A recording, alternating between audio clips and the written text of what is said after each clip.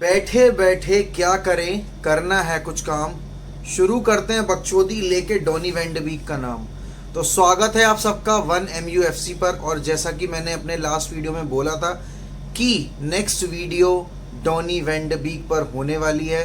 बहुत रिसर्च करनी पड़ी भाई, मतलब इतनी पढ़ाई अगर मैंने इंजीनियरिंग या बोर्ड एग्जाम में कर ली होती तो क्या ही बात थी। लेकिन डॉनी के प्रीवियस क्लब में उसका क्या रोल था, कैसे वो टीम में सेट हुआ था, और क्या उसकी स्ट्रेंथ और क्या वीकनेसेस थी, और क्या वजह हो सकती है कि सोल्शायर उस पर ट्रस्ट नहीं दिखा रहा है और उसको गेम टाइम नहीं दे रहा है। क्योंकि अगर हम एक साल की बात करें, डॉनी को एक साल हो चुका है यूनाइटेड ज्वाइन किए हुए, लेकिन अभी तक उसका टोटल गेम टाइम है 1456 मिनट्स, जो कि बराबर है 16 फुल गेम्स के। आप पूरे साल में आपकी टीम ने जब 58 गेम्स खेले हैं और उसमें से डॉनी को सिर्फ 16 मैचेस खेलने को मिले हैं इन टोटल। अगर मैं मतलब 90 मिनट्स काउंट करके बात कर रहा हूँ, वैसे तो उसके अगर शीट पे बात की जाए तो 35 बार वो टीम शीट पर आया है, सब्स्टिट्यूट हुआ है, उसको गेम टाइम मिला है। लेकिन अगर एक्चुअल मिनट्स देखे जाएँ तो केवल 16 दफ़ा उसको पूरा 90 मिनट्स अगर हम कैलकुलेट करते हैं तो खेलने को मिला है। बट चलो बात कर लेते हैं कि डॉनी की जो मतलब तरीका है खेलने का, वो क्यों हमारे सिस्टम में फिट नहीं बैठ रहा। सबसे पहली चीज़, जो लोग ये कह रहे हैं कि फ्रेड की जगह डॉनी को डबल पिवट में खिलाया जाए, मैकटोमने की जगह डबल पिवट में ट्राई किया जाए, मैटिच के अलॉन्ग साइड या फिर मैकटोमने के अलॉन्ग साइड, तो आप ये जान लो कि डॉनी वैन de Beek आपका प्रॉपर नंबर 6 प्लेयर नहीं है। और जब भी इनफैक्ट आईएक्स में भी जब वो खेला है एज नंबर 6 तो उसका डिफेंसिव वर्क रेट हमेशा क्वेश्चनेबल रहा है। प्लस उसकी प्रोग्रेसिव पासिंग कभी, चाहे वो नंबर 8 में खेले चाहे वो नंबर 6 में खेले, कभी भी उतनी अच्छी नहीं रही है। आईएक्स की टीम में हमेशा जिस पोजीशन में वो थ्राइव किया है, क्योंकि उसके स्टैट्स उसको जस्टिफाई करते हैं, जो मैं अभी बात बोलने जा रहा हूँ। 175 गेम्स में उसने स्कोर किए हैं 41 गोल्स एंड ही असिस्टेड 34। तो साफ दिखाई दे रहा है कि भाई वो अपफ्रंट खेलना चाहता है, वो ऐसा नंबर 10 खेलना चाहता है, वो एज अ सेकंड स्ट्राइकर खेलना चाहता है। क्योंकि डॉनी एक ऐसा प्लेयर है जो कि हमेशा ओपोनेंट बॉक्स के इर्द गिर्द घूमता है। उसकी सबसे अच्छी चीज़ है उसका ऑफ द बॉल मूवमेंट, लेकिन उसके साथ ही साथ उसकी वीकनेसेस भी सुन लो ज़रा। इतनी जल्दी कंक्लूजन पे नहीं आओ कि ये सारी चीज़ें अगर हैं उसमें तो हम क्यों उसको गेम टाइम नहीं दे रहे हैं। सबसे पहली वजह यह है कि Donny is not a ball carrier. Donny का अगर आप रिकॉर्ड देखोगे पर गेम प्रोग्रेसिव पासिस का, तो जेजे लिंगार्ड से भी कम देखने मिलेगा। जो टोटल टीम का प्रोग्रेसिव पास परसेंटेज होता है उसमें जेसे लिंगार्ड का प्रोग्रेसिव पास परसेंटेज है 7%। इवन आंद्रेस परेरा का progressive pass percentage Donny van de Beek से बेटर है। क्योंकि डॉनी का, और मैं यूनाइटेड की बात नहीं कर रहा हूँ, मैं बात कर रहा हूँ उसके आईएक्स के टाइम की, वो है 5.95%।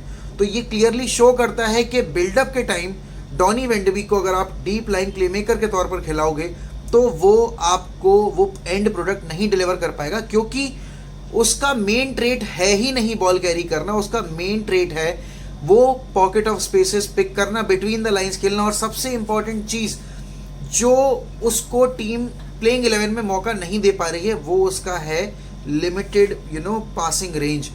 पॉल पॉगबा का अगर हम पासिंग रेंज देखें तो बहुत ही वाइड है। He can play diagonals, he can play between the lines, he can play into the channel. और उसके साथ ही साथ ब्रूनो तो अनड्रॉपेबल है, मतलब आप उसको ड्रॉप नहीं कर सकते, भले ही वो 90 मिनट खराब खेले। लेकिन सबको पता है, इवन ओपोनेंट्स को पता है कि ब्रूनो एक ऐसा प्लेयर है जो कि मोमेंट्स प्रोड्यूस करता है मैच में। ज़रूरी नहीं है कि वो 90 मिनट आपको मैजिकल परफॉर्मेंस देगा, नहीं, उसको सिर्फ एक मोमेंट चाहिए होता है पूरे मैच में मैच का रुख बदलने के लिए। क्या वो डॉनी कर सकता है? डॉनी किस सिस्टम में फिट बैठेगा? डॉनी फिट बैठेगा जब हम काउंटर पे खेल रहे हो, जब हमें एक ऐसे प्लेयर की ज़रूरत हो जो डमी रन्स निकाल पाए। उन डमी रन्स का बेनिफिट किसे होगा? हमारे विंगर्स को होगा और हमारे नंबर 10 प्लेयर को होगा। तो ऐसे ओपोनेंट्स हमें मिलेंगे कहाँ प्रीमियर लीग में? ऐसे ओपोनेंट्स तो सिर्फ गिने चुने हैं, जो कि है लिवरपूल, जो कि है लीड्स।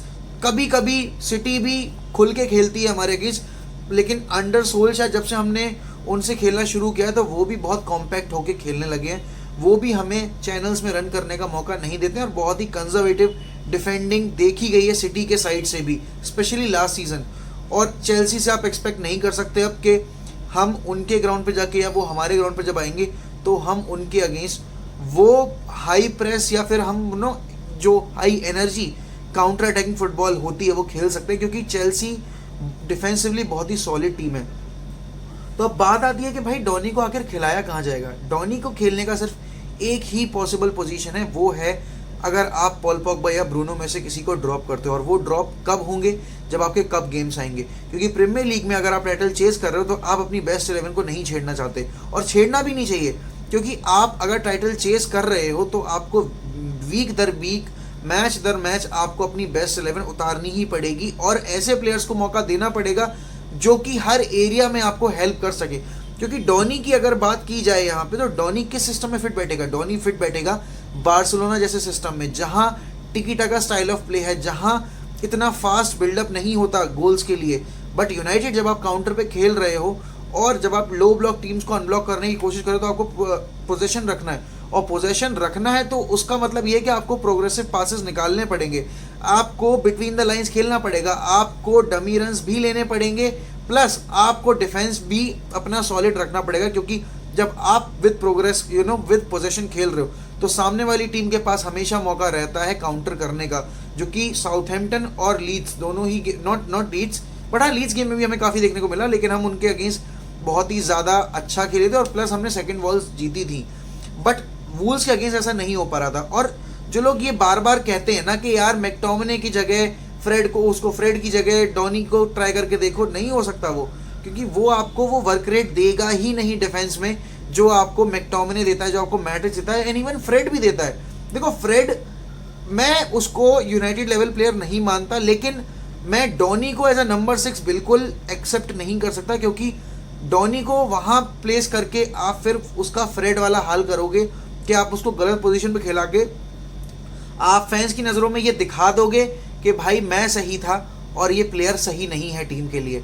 ऐसा नहीं होना चाहिए, क्योंकि डॉनी में बहुत पोटेंशियल है। Donny is one of the brightest young talent in world football at the moment, और देखकर बहुत दुख होता है यार बेंच पर उसको वीक दर वीक क्योंकि जब साउथहैम्पटन गेम में मैंने मैकटोमिने को आता देखा ना बेंच से, और बाद में पता चला कि वो इंजर्ड था, उसको ग्रोइन इंजरी थी, और डॉनी को कंसिडर भी नहीं किया सोल्शायर ने। तो ये देखकर बहुत बुरा लगता है कि यार कि वो आपके सीज़न की पहली साइनिंग थी। अगर लास्ट सीज़न की मैं बात करूं, डॉनी वैन डे बीक सोल्शायर के लास्ट सीज़न की पहली साइनिंग थी, बट क्या वो सोल्शायर की साइनिंग थी? अब ये सोचने पर भी मुझे मजबूर होना पड़ रहा है, क्योंकि अगर वो उसकी साइनिंग थी तो कैसे उसको ये नहीं पता था कि आपको डॉनी को यूज़ कहाँ करना है, आपको डॉनी जब लेकर आ रहे हो तो उसको कैसे फिट करोगे टीम में। और अगर ये चीज़ नहीं थी तो बहुत बड़ी गलती की है सोल्शायर ने, एक अच्छे यंग प्लेयर का करियर बर्बाद करके। और जो लोग ये कहते हैं कि डॉनी को यार ट्राई तो करके देखो, Donny van de Beek is not Hakim Ziyech, बिल्कुल भी नहीं है। Donny van de Beek wings diagonal balls नहीं खेल सकता। Donny van de Beek players को टेक ऑन नहीं कर सकता। देखो डॉनी टर्न पर स्लो नहीं है, बट टर्न पर इतना फास्ट, और मतलब वो कह सकते हैं ना जैसे ट्विंकल टोज प्लेयर्स होते हैं, जैसे जेडन सैंचो है, मार्कस रैशफोर्ड हैं, ये प्लेयर्स, जैसे हकीम जियाक है, सलाह है, तो वो ऐसा प्लेयर नहीं है जो ये सब ट्रिकरी कर पाए। और इसीलिए डॉनी के गेम स्टाइल में बहुत सारी लिमिटेशंस हैं, और कहीं ना कहीं यही एक वजह है कि डॉनी को नहीं मौका मिल पा रहा है प्लेइंग 11 में खेलने का, प्रीमियर लीग में स्पेशली। क्योंकि प्रीमियर लीग देखो यार, इस सीज़न जब रोनाल्डो आ चुका है, इतनी मेन साइनिंग्स हो चुकी हैं, तो सबका मेन टारगेट यही है यूनाइटेड में कि लीग जीतनी है। इट्स बीन 8 ईयर्स, और फिर कहीं ना कहीं ये बात आ जाती है कि या तो आप प्लेयर्स को सेटिस्फाई कर लो, या आप उस लेवल पे पहुंचो जहां आप पहुंचना डिजर्व करते हो, या जहां आपके फैंस आपको देखना चाहते हैं। 8 साल तक बिना टाइटल के रहना यूनाइटेड जैसे क्लब के लिए बहुत बड़ी बात है, और 8 साल अपने नेबर से ऊपर फिनिश ना करना बहुत ही शर्म की बात है। बट इसका मतलब ये नहीं है कि आप एक यंग प्लेयर का करियर ख़राब कर दो। और अगर डॉनी वैन डे बीक को मैं ये देखूं कि डॉनी वैन डे बीक, हम अगर सिस्टम में चलो उसको एडवांस 8 में खिलाते हैं तो क्या वो फिट बैठेगा? हाँ वो फिट बैठेगा, बट कब फिट बैठेगा? जब आपके पास एक प्रॉपर सीडीएम हो, जब आपके पास एक ऐसी शील्ड हो पीछे जो उसका डिफेंसिव वर्क रेट उसको कम कर पाए। क्योंकि कहीं ना कहीं आपको भी पता है, मतलब मैं तो यार देखो बहुत टाइम से फुटबॉल फॉलो कर रहा हूँ, आईएक्स में भी उसको फॉलो किया, और हर बार जब लोग ये कहते हैं ना कि उसको एज एन 8 एज ए 6 खिला के तो देखो, तो बात यहीं आके मेरी रुक जाती है कि भाई वो 6 है ही नहीं। वो आईएक्स में एज अ नंबर 10 खेला, आईएक्स में एज अ सेकंड स्ट्राइकर खेला, और उन पोजीशंस में वो थ्राइव किया, क्योंकि डॉनी को हमेशा फाइनल थर्ड में रहने की आदत है।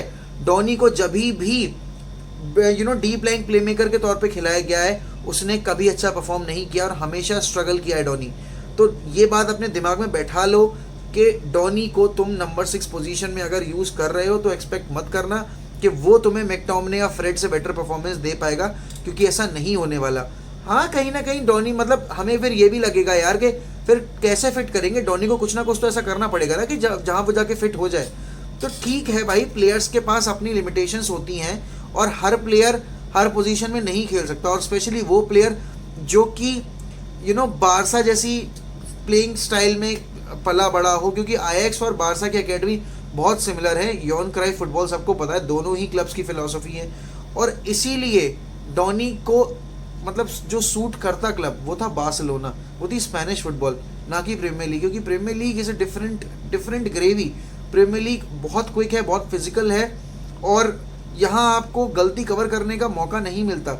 यहाँ आपकी एक गलती और आपका पूरा मैच खराब, आपका अगला मैच भी खराब, क्योंकि आपको नहीं पता कि आप अगली बार प्लेइंग 11 में होने वाले हो या नहीं होने वाले हो, क्योंकि जब आप यूनाइटेड जैसे क्लब के लिए खेल रहे हो तो एक्सपेक्टेशंस हमेशा रहती हैं, और जो क्रेस्ट है उसका वेट बहुत ज़्यादा है। अच्छे प्लेयर्स क्रम्बल कर गए हैं, बट मैं डॉनी को यहाँ सक्सीड होते देखना चाहता हूँ, और अगर उसके पास कोई फ्यूचर नहीं है तो फिर मेरे ख्याल में this is the right time जब सोल्शायर को सेल कर देना चाहिए, क्योंकि अभी उसके एजेंट ने बोला था I was looking for a deal for Donny van der Beek, चाहे वो लोन की ही डील होती, I just want him to play, और वो डील ब्लॉक करने वाला कोई और नहीं था, सोल्शायर खुद था।